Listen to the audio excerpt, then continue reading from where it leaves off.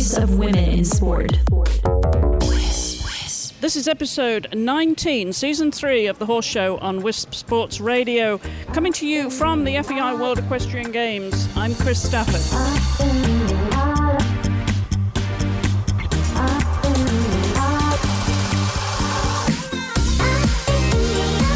Hello and welcome. You join us in Tryon, North Carolina for day 6 of the competition, and we're just out of breath here because we've just witnessed the show jumping phase of the eventing come to a conclusion here. The medals being distributed as we speak, and I'm joined by Jessica Payne. Jess, just to summarize, I mean, we're out of breath. That was so exciting. It was to the very end, like nail biting. Which one was going to do it? Who had what? So it was pretty incredible to watch. And being, Monday, which is kind of weird. We were supposed to be show jumping yesterday, but it's beautiful clouds. Little clouds in the sky, but beautiful weather, so I'm so glad we moved it. This arena drains so well, so you don't worry about all that. There's no rain at all on the property, so it wasn't that you had to worry about that. And it was kind of interesting to see how the horse is going to jump with a day off yesterday. And all the way to the end, it was pretty incredible.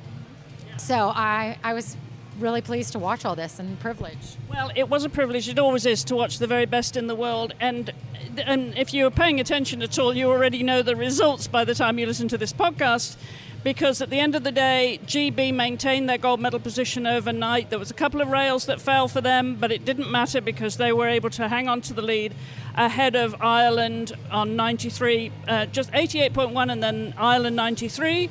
And then France in the bronze medal position on 99.8. So it was a real shake-up below that, but because there were a lot of rails down. But in terms of the individual, very sad to see Ingrid Klimke have the very last fence down. She was our overnight leader in gold medal position. So big disappointment for her. But at the end of the day, it was all about the Brits. And Ros Canter in a championship debut, Jess. She was incredible from the beginning. She rode beautifully all day, all around the whole cross country, and then to put it together when there were so many rails in the show jumping, it was impressive to watch. And I have to say, so Doug's favorite horse is Mr. Chunky for Ireland. So we've been watching that all weekend since the beginning. And so for him to really put it together and end up, I think he ended up as a bronze medal individually and team.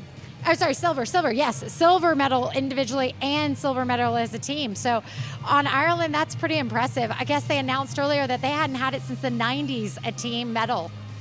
It's that long ago, isn't it? I was trying to reckon in the record books what that looked like, because it is a long time ago. We haven't certainly seen them on the medal podium for quite a while. So terrific for Ireland. Of course, lovely to see GB back on the top, really, because we've seen Germany dominate for so long in recent years, Jess. But, there are so many combinations that we saw really shine, great horses and some, promising riders too. Where do we start? The talent that's coming up through a lot of these countries is incredible.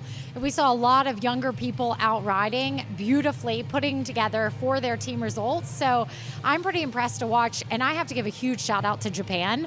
All the way until the end, their show jumping was beautiful. You watched it, it wasn't that they were skipping through, and it was beautiful horses, beautifully ridden, and I'm really, really excited for them to go into Tokyo and to watch them as a host nation be in contention, I think, for a medal. And I think it's going to be impressive. So I'm really excited to see a lot of these horses kind of follow them through the next couple of years, because I think a lot of these horses will be here again in Tokyo. Absolutely. And it's always nice to see that, because we watch the Olympic cycle and we watch the host nation. As soon as they win their bid, in the horse world, they go off making sure they're well mounted so they can, shine in their host country. But I think, we have to take that away from these games, the result by the Japanese team. To finish where they did, I'm not exactly sure. I think they were still fourth. Yeah, they were still fourth, which is absolutely phenomenal for them to finish fourth in a world championship, probably the first time ever. I think so. You'd have a couple results here and there, good placings, but to have the whole team put it together to end up fourth as a team is incredible. I'm really, really excited for them, as well as a lot of these other young kind of riders coming up, so that they haven't really been on the team's level, and to see not the old school guys, they're still shining, but these young guys coming up, Ireland's got a lot of good ones. I'm really excited. And Ros Canter, like you said. Yeah, I mean, obviously, you're we're going to say you're North American, right? 'Cause but born in Canada, married to an American, of course, to Doug Payne. And while I've got a chance to mention, congratulations on your baby, Hudson. Absolutely adorable. I met him today. He told me this was his first World Equestrian Games. It's so fun. Everybody was looking at us in the tent because everybody was like, is your child sleeping during the middle of show jumping? Sound asleep, perfectly happy. He loves to come to these competitions. I think he's kind of been forced to, but at the same time, you should see his face. He's so happy. And so it's been fun to bring him along with all of this. And he's going on his first European excursion in October, so we're really excited. Yeah, I heard that. And of course, you can listen to that actually this week on the USCA podcast. If you're following eventing this closely, Doug Payne, Jess's husband, is going to Europe with young horses at the Young Event Horse Championship. So good luck to him. But here, just to continue with the story of the eventing competition here, Jess, I mean, what are your overall feelings now of this course and having the event? It seems to have been very good for the sport. Obviously, great day cross country. And now we had a beautiful day here. The sun's shining after the floods, and we've just had a beautiful day of sport. I really have to give it to Tryon. They have put together an incredible event. They did an amazing job for the spectators. I know everybody was really worried about what they were going to do, how they were going to get in, but the vendors for the food trucks, you could get drinks anywhere. There was not very many lines for us. Like, we would walk up and get a bottle of water, no problem. And then to be able to walk around the cross country as a spectator, they had lanes for you to walk. You could walk the entire course without getting on the track. So it's pretty incredible. The way that they actually adapted to the spectators and really gave their all was pretty incredible. And they had 18 months to put this together. I was really impressed. So it was pretty incredible for all the different disciplines. And we kind of walked around. We got passes for everything, so we got to go see some reining. And I was sad that we didn't see the dressage, but we're going to stay through the week and see some more. So we've been really excited about Tryon really putting it together, and I was impressed. Well, you can hear the music behind us. I hope you can hear enough, because they're getting ready for the medal ceremony here at Tryon. We're going to hear the national anthems. I have dual citizenship, so at least one of my teams got on the podium, Jess.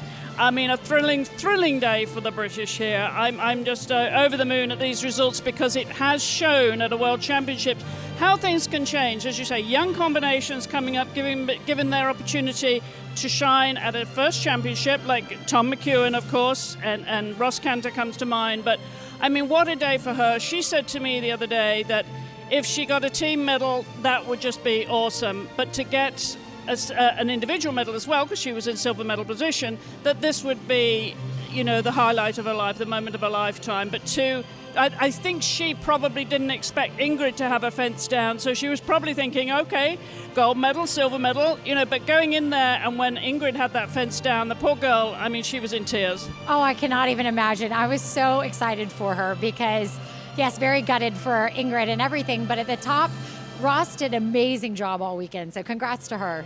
Yeah, beautiful horse, a lot of wonderful horses here. Any other standouts you'd like to mention? No, I think we've kind of covered everybody, so. Yeah, I mean, the Irish, just beautiful to see them on top of the podium, on the podium again, and well done to France. France often is a surprise, though. You have to watch them, don't you? Yes, absolutely. They've really been putting it together. Astier and Maxime, and I mean all of them, but they had some beautiful, beautiful rides. So I was really excited to see France go, and we'll be competing against them in a couple weeks, so kind of at Buccolo and at France, so we go back over there. So all these countries did an amazing job, so I was really glad that, Tryon put it together to accommodate for everybody to come Monday, and everybody shined in the end. So. Well, we're going to hear the national anthems in just a minute, and for now, though, Jess, I mean, lovely to catch up with you again. I'm sure you've taken lots of inspiration from this competition. Oh, absolutely. So we'll be looking forward to the Pan American Games for, the North America that we have next year, and then on to Tokyo. So absolutely. Well, important for Canada, too. Yes. Well, so now Canada and the U.S. will be battling it out at the Pan Americans to end up who kind of gets in the spot, because we both don't have spots to go to the Olympic Games right now. So it's going to be an interesting Pan American Games next year. Yeah, all the pressure on there. I know a lot of teams like to have the qualification done before they get to the Pan Ams. But anyway, we're getting talked over here, Jess. So thanks so much for joining me, and I'm glad you were able to and enjoy the competition. Thank you so much for having me. We'll talk to you soon. And I spoke to the new world champion, Ros Canter. Ros, huge congratulations. We spoke after cross country and you said if you got a medal at all, even one would be great. Two, I mean, just out of this world. I mean, what a special moment for you. Yeah, absolutely. But it was more about the team medal today, and still that's what I'm most buzzing about, purely because my other teammates are absolute class and fantastic people at the same time, and they've really, they've created such a great atmosphere this week, and all the people behind Team GB. This is not just about me. This is a massive team effort. And in terms of what you will take away here, your first championship competition, what are your biggest takeaways? I don't know. It's excitement, really, I suppose. But I think you just learn as you go along, and I've learned even from this championship, you've just got to stay level-headed. You've got to take every movement of every dressage test as it comes. You've got to take every jump on the cross country as it comes, and then exactly the same in the show jumping. And it's just all about having confidence in your system and in your horse. And I've had that today. And how do you think, being a world champion and double world champion at that, how do you think this will impact you now? Because you've watched your heroes come up and winning medals and watching them. How do you think this will affect you in your career? I hope it doesn't affect me in any way but a positive way. Obviously it's going to give me a lot of confidence, but life goes on, and I like my life at home. We live in Lincolnshire, fairly remote, not a big eventing community really there, and hopefully that's the way it'll stay. I'll just keep doing what I do. I like riding my horses at home, and I love riding my young horses, so that will definitely continue. Well, fantastic. Congratulations. What a wonderful competition for you. World champion, Ros Canter. Thank you very much. Well, congratulations again to Ros. That was a terrific championship debut here at the FEI World Equestrian Games. And congratulations to Team GB on getting back on top of that medal podium. So they're the European champions now, and now they're the world champions. So super day's competition here at Tryon, North Carolina. New champions crowned at the beginning of week 2 of competition here at WEG. We will have a lot more coming up this week, including vaulting, paradressage, that starts tomorrow, and then carriage driving and jumping with the climax next Sunday with the individual medals awarded. So lots more to come here on the Horse Show podcast at Wisp Sports. Don't forget to follow us on social media at Wisp Sports, because we're also doing Facebook Live for you, bringing you the highlights and updates here from Tryon, North Carolina. I'll be back tomorrow with more on the Horse Show podcast, so don't forget to follow us on Wisp Sports and all our social media channels. And until the next time, thank you for listening. Goodbye for now.